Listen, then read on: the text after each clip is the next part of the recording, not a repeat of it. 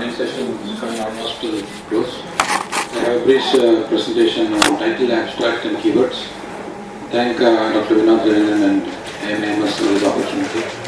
And before I start, I would just like to ask the audience, other than the reviewers, how many of you have read a complete research paper in the past 1 month? From end to end? Maybe one. That's the reality. This is a crowd which is wants to write papers, but who reads a full article? But how many of you might have gone through an abstract in the past one? So more than. And the title of a paper?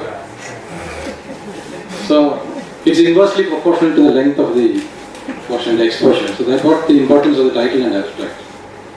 And even for the reviewers, they also give a lot of weightage to the title and abstract in addition to the introduction, methods and results.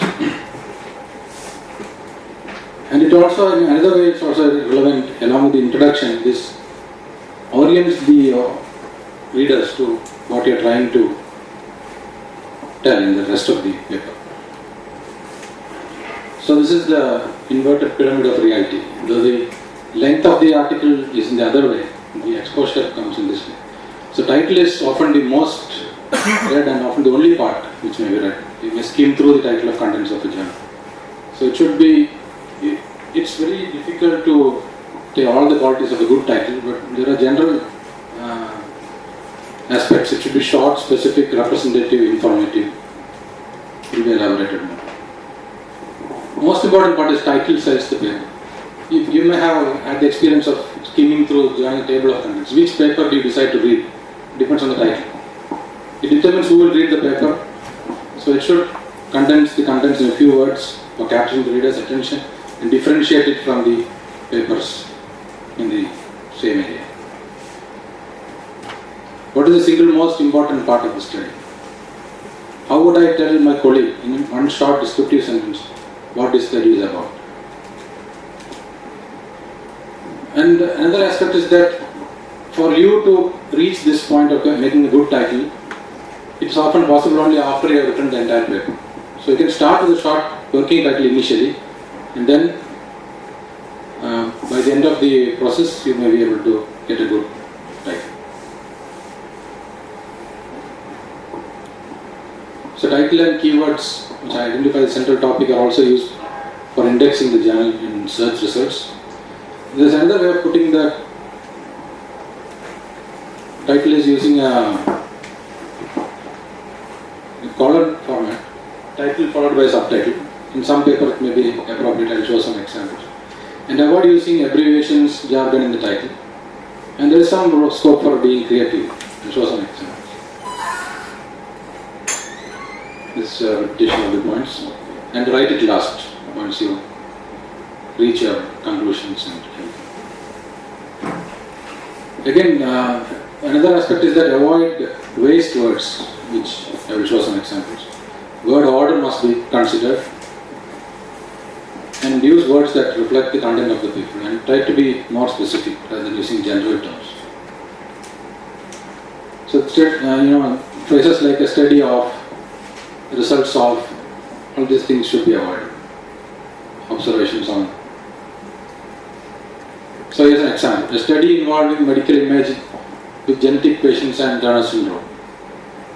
Better way to put it was MR imaging in children with Turner syndrome and other X chromosome abnormalities. So waste words are removed. It gives more information what the study is about. More likely for somebody to read the article. Nerve growth factors and sodium channels in pancreatic cells.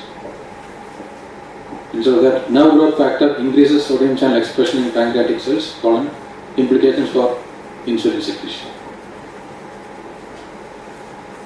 Another example of being specific. Down syndrome, where we are today, a review. Down syndrome, genetic behavior and function imaging research, 2000 to 2006. Better title. Aldosterone and heart failure. Aldosterone plasma concentration increased with severity of congestive heart failure. Study of MI in older Americans, 1994 to 1999. Epidemiological study of MI in community-dwelling American males over 65 years. Lazarus Arise, life and death issues in intensive care. Again using an exclamation, better avoid it. end-of-life care issues for critically ill patients in intensive care hospitals. Sometimes it may be better to use a sentence. Some examples are intellectual impairments occur in children with blood lead concentrations above 10 mg per deciliter. It's a good title. Increased 17 beta estradiol suppresses PTH-RP gene expression in breast cancer cell lines. Spinal cord stimulation attenuates visceral reflexes in a rat model of post-inflammatory colonic hypersensitivity. So these impart a good idea about the paper and using a full sentence. But there are titles which may not be full sentences also. You can have a good title like comparison of MR and CT for detection of acute industrial hemorrhage, extracranial thrombotically active carotid blast as a risk factor for stroke. So phrases are also sometimes good choice. Then the last one, they are using the column to tell what kind of study it is, randomized control trial. And you should not keep upon adjectives like female but not male serotonin reuptake transporter model knockout mice. So it becomes very tedious for the reader to go through that list of adjectives. Often in order to pack the title with the information, this may happen. But the better way would be 5-HTT female but not male knockout mice have unstable bladders. Implications for stress incontinence treatment. So this is a very nice title actually. If you go through this, it's a classic title. Effect of multiple micronutrient supplementation on survival of HIV infected children in Uganda. A randomized control trial. If you analyze this word by word, you can see that it contains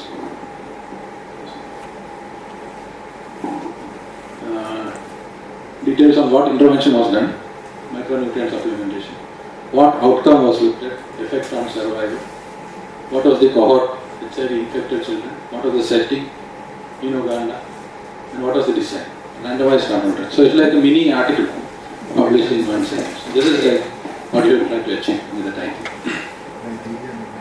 Now coming to the abstract. Abstract is a mini paper. So like the IMRAD we just went through, the abstract is there, but in a short format. It should stand alone. That's the most important thing. It's most often read, most people will be getting only the abstract, so it should stand alone. And for most readers, the paper does not exist beyond the abstract. Even editors agree with this. Abstract is the single most part of a manuscript, yet they're often the most poorly written. Winning over a skeptical editor, reader or reviewer should be the ultimate goal of an abstract. For about 2/3 of submissions seen during the study, editors were able to make decisions based only on reading the abstract. And for all people, the editors should be rejected after reading the abstract. The final decision after processing was still rejection. So abstract helps. So what makes a good abstract? Follow guidelines of the journal. Journals vary. Some want it formatted, some want it in a single paragraph. Word count will be specified. Do not use references. There is no scope for references in the abstract. Do not use keywords. If they are using an abbreviation, you have to expand the abbreviation. Check for inconsistencies and include specific data. And these are the two main types of abstracts. Some journals require it to be structured using headings. Other journals want it in a paragraph. The structure is the IMRAD format which we discussed, typically in American journals, and the European journals generally require it to be in a paragraph. But still, the format is the IMRAD format. So it should include the introduction as background as the first portion, which sets what is the purpose of the study like we discussed earlier, same thing. Materials and methods, the results and the conclusions. These are the approximate percentages this should occupy. So the bulk should be in the methods and results.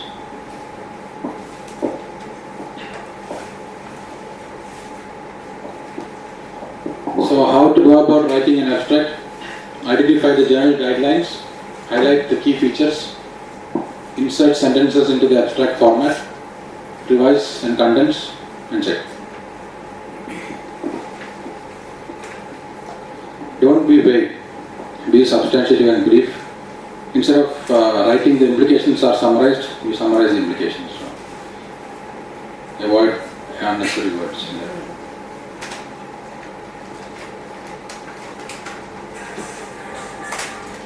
the same thing.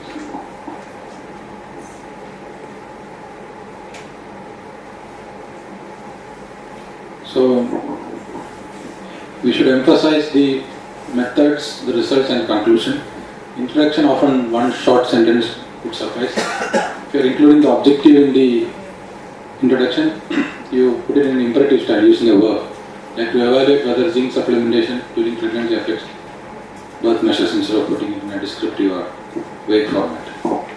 And the methods and results can occupy 2 to 4 sentences. And the conclusion will be 1 or 2 sentences. Common mistakes is making it too long when it cannot be uploaded.